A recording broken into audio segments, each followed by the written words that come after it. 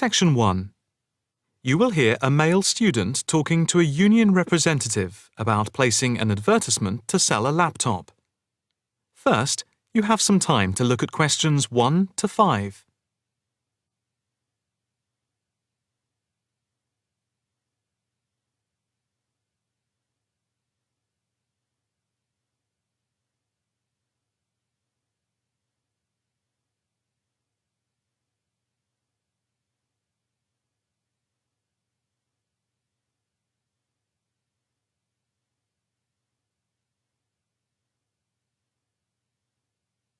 You will see that there is an example which has been done for you. On this occasion only, the conversation relating to this will be played first. Hi, I'm Debbie. How can I help? Hi, my name's David. I'm just looking to place an advertisement on the main union notice board to sell a laptop and a few accessories if that's possible. The answer is advertisement. So, advertisement has been written in the space. Now the test will begin. You should answer the questions as you listen, because you will not hear the recording a second time. Listen carefully and answer questions 1 to 5. Hi, I'm Debbie. How can I help? Hi, my name's David. I'm just looking to place an advertisement on the main union notice board to sell a laptop and a few accessories if that's possible. Sure, that's not a problem. I take it you are a member of the Students' Union? Yes, I am. Right then. I'll just get a form up. And as there is no one around and it looks as if it's going to be quiet for a while, I'll just type the details straight into the computer for you. Thanks very much. No problem. Shall we just title it Laptop for Sale? Yeah, okay. Can you describe it generally? Well, it's in very good condition. In fact, it's hardly been used. Why are you selling it, if I may ask? Well, I've got another one which is much lighter, and I don't really need two. I see. What weight is the one you're selling? It's 3.5 kilograms. That is heavy these days. Can you give more details about the one you want to sell? Right. Well, it's an Allegro, and it's got all the latest programs. Okay. What about the memory? The memory is only 0.5 gigabytes. And what about the screen size and the other features? Oh, well, the screen is, well, let's see, it's 37.5 centimetres with a standard size keyboard and a touchpad. But I've got a cordless mouse that I can put in with it if necessary. Well, some people don't like using a touchpad. What about ports or holes for attaching things to the laptop? It's got 2 ports. More modern laptops have more than 2 ports for all the extra attachments. They do. Let's see, what else is important? Oh yeah, the battery lasts for 2.5 hours, which is okay, but not enough for long train journeys. But one thing is that it's not wireless. Right, okay, not wireless. Before you hear the rest of the conversation, you have some time to look at questions 6 to 10.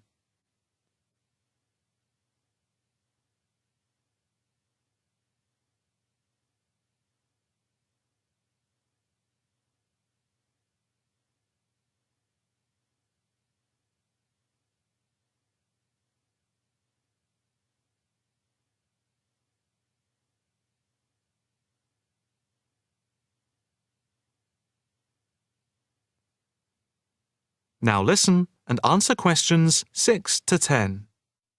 Anything else I can put on the advertisement? There's a webcam built at the top of the screen, and I can throw in a printer, a scanner, and headphones, which I got with it in a special deal. It also comes with its own case for carrying it around. Actually, the case is quite smart. I'm hoping these things will help it sell. They should do. Right, I think I've got all that. How much do you want for it? That I'm not sure about. It's worth about £900 to £1,000 new. Yeah, but you won't get that much if it's used, and even if it's in good condition. What about £500? I doubt if you'd get as much as that. More like £200 or £300. If you look at the notice board, there is one on there which is comparable to yours, and it's not more than about £250, I think. As little as that. I'm afraid so. Shall we say £300? OK, put that. Can I take some contact details for the advert? The name's David Bristow. Bristow.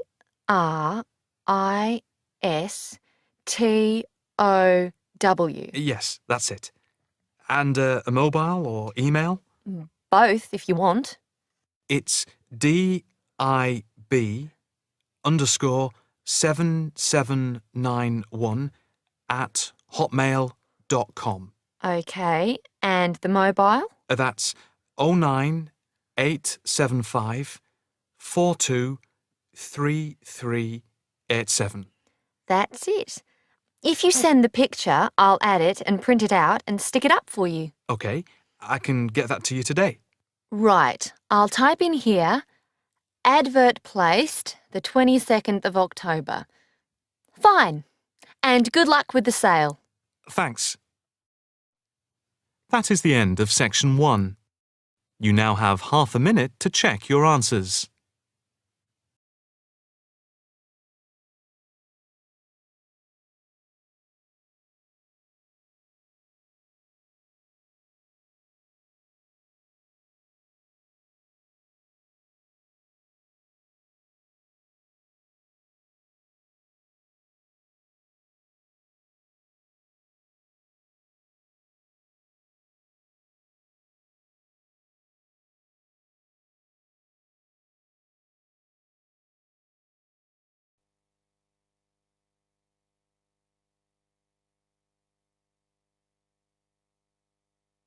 Now turn to Section 2, on page 10.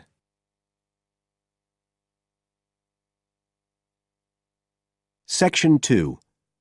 You will hear a talk on New Zealand radio about an art sale which is being held to raise money for charity. First, you have some time to look at questions 11 to 13 on page 10.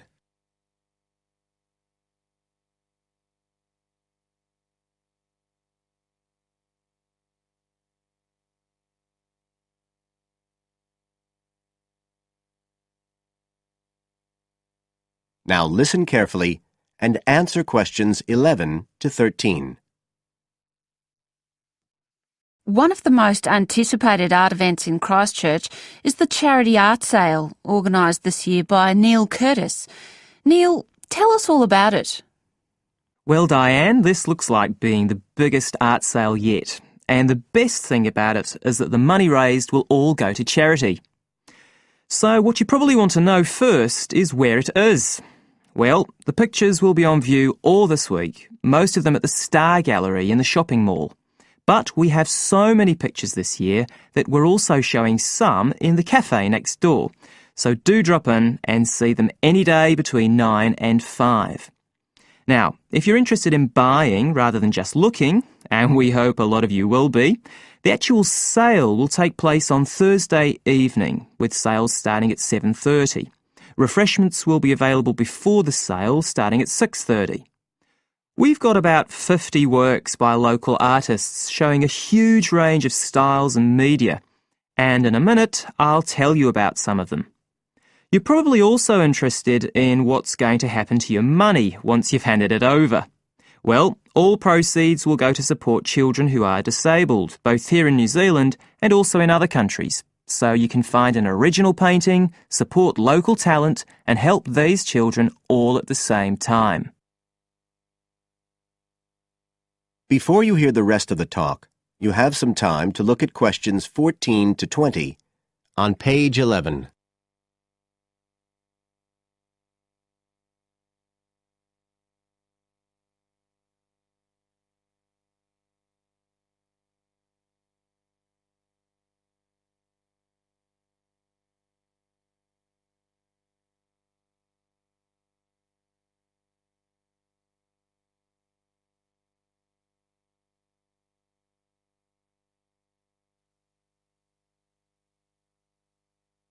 Now listen and answer questions 14 to 20. Now, let me tell you a bit about some of the artists who have kindly agreed to donate their pictures to the charity art sale. One of them is Don Studley, who has a special interest in the art sale because his 5-year-old daughter was born with a serious back problem. After an operation earlier this year, she's now doing fine, but Don says he wants to offer something to help other less fortunate children. Don is totally self-taught and says he's passionate about painting. His paintings depict some of our New Zealand birds in their natural habitats. One relative newcomer to New Zealand is James Chang, who came here from Taiwan 9 years ago at the age of 56. Mr. Chang had 13 exhibitions in Taiwan before he came to live here in Christchurch, so he's a well-established artist, and art has been a lifelong passion for him. His paintings are certainly worth looking at. If you like abstract pictures with strong colour schemes, you'll love them. Natalie Stevens was born in New Zealand, but has exhibited in China, Australia and Spain. As well as being an artist, she's a website designer. She believes art should be universal, and her paintings use soft colours and a mixture of media. Most of her pictures are portraits, so watch out, some of them may even be friends of yours. And then we have Christine Shin from Korea.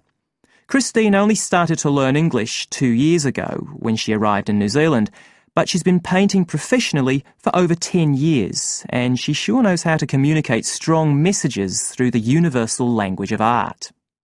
She usually works from photographs and paints delicate watercolours, which combine traditional Asian influences with New Zealand landscapes, giving a very special view of our local scenery. Well, that's all I have time to tell you now, but as well as these 4, there are many other artists whose work will be on sale, so do come along on Thursday. We accept cheques, credit cards or cash. And remember, even if you don't buy a picture, you can always make a donation. That is the end of section 2. You now have half a minute to check your answers.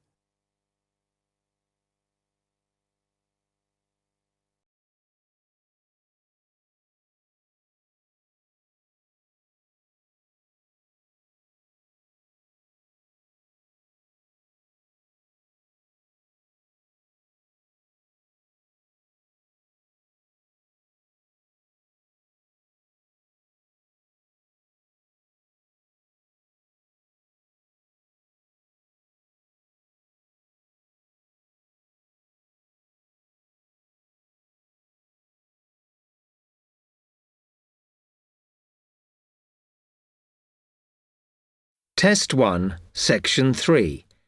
You will hear 2 students, Jenna and Marco, discussing a business studies project they have to do. You now have 15 seconds to read questions 21 to 24.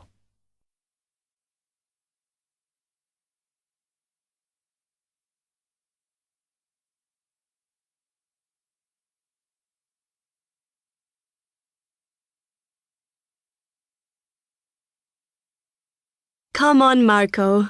We've got to get on and sort out this project for Professor Buckley. Hang on. I want to make sure we've got all the information. Now, where are we? Well, today we need to sort out exactly what we're going to do and how we're going to divide the work up. Okay. How long have we got, by the way? The end of term is April 6th. And he said to hand it in on week 8, so that's March 25th at the latest, because the beginning of that week is the 21st, so not long. Right. Have you got the notes there? Yes. He wants us to do a fairly small-scale study, like the last one, on whether or not businesses were offering more benefits to staff. And we've now got to look at the rise in older workers. It should be fairly straightforward. Yeah, as long as we keep it small. Who's marking it? I don't know. Sometimes he gets the PhD students to mark it for him. Oh, actually, it just says here, a senior lecturer. I suppose it's too much for Professor Barclay to do them all. Yeah. Anyway, how are we going to go about this? Well, we have to decide how big we want it to be and who. Yeah, but I think we must sort out a timetable for the project. Otherwise, nothing will get done. Okay. Do you want to do that? All right. I'll do it as soon as we finish here. You now have 15 seconds to read questions 25 to 27.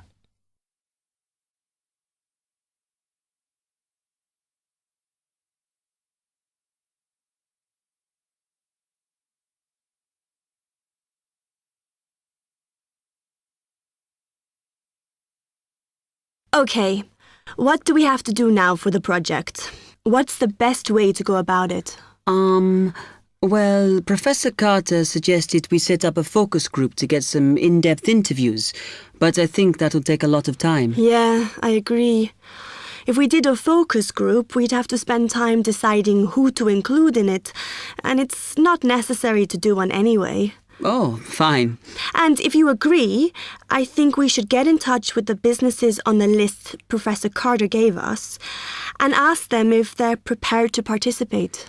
Sounds good. Then we can go there, give them questionnaires and collect them later. Exactly. Okay. Then do we need to book one of those study rooms in the library so we can work together to input the data? Perhaps not, as I guess just one of us could just sort it out actually. Yes, that would be easier. A lot of what we're doing is qualitative, so it'll be writing up rather than statistics. No software for that, I'm afraid. And I think it would look better if we had actual shots of some of the staff, because we're citing appearance as a factor in employability, aren't we? Yeah, okay. I'll factor that all in when I sort everything out tonight. You now have 30 seconds to read questions 28 to 30.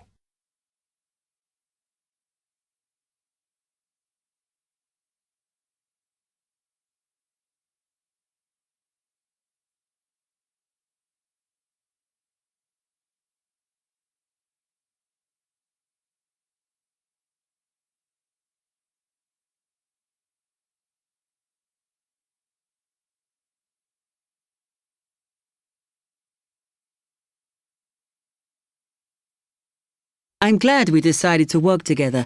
I think it's going to work out well. Yes, well, given that we had to work in pairs on this project, I think we were right to choose each other. We complement each other academically, as we're each good at what the other isn't. In fact, we should have tried working together before. Yes. Now, how shall we split the work? I'll do the analysis, shall I? Oh, okay.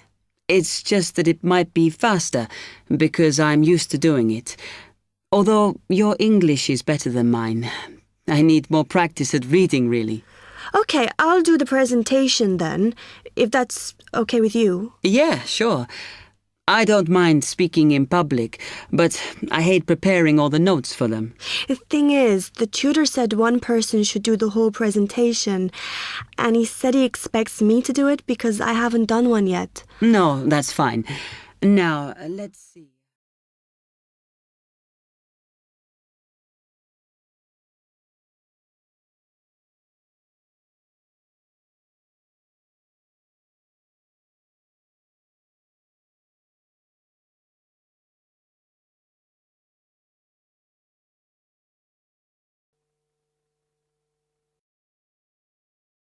Now, turn to Section 4. Section 4. You will hear a talk given by Dr. Miranda James. First, you have some time to look at questions 31 to 35.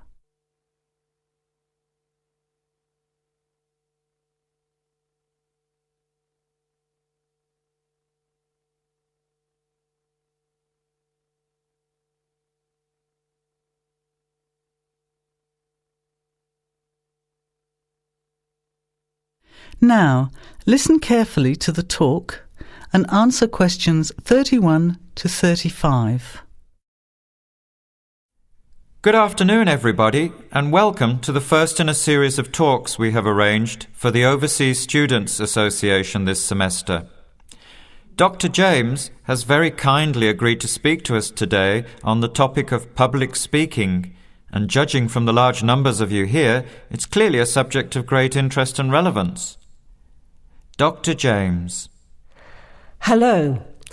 It's good to see so many of you here, and hopefully what I'm going to tell you will be useful to you both here at the university and in your future employment.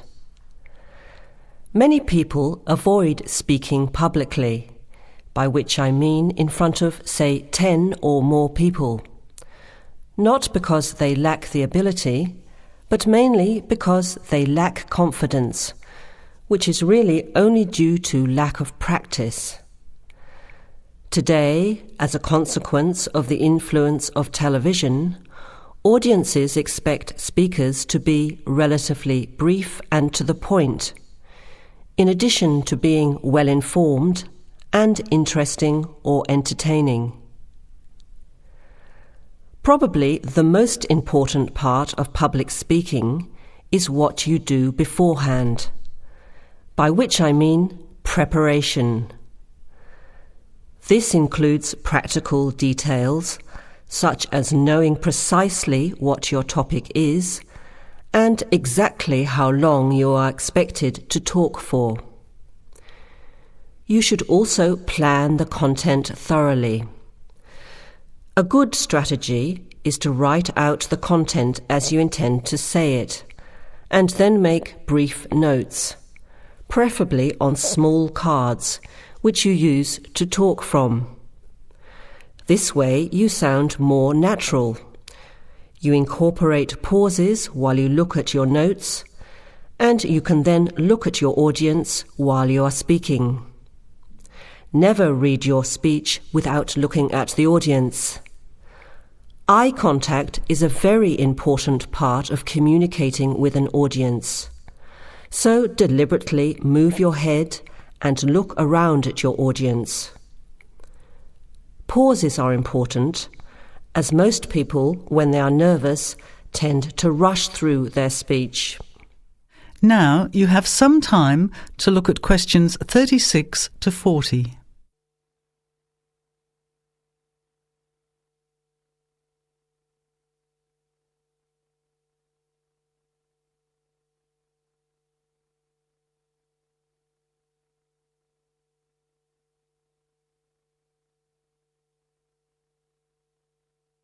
Now listen and answer questions 36 to 40.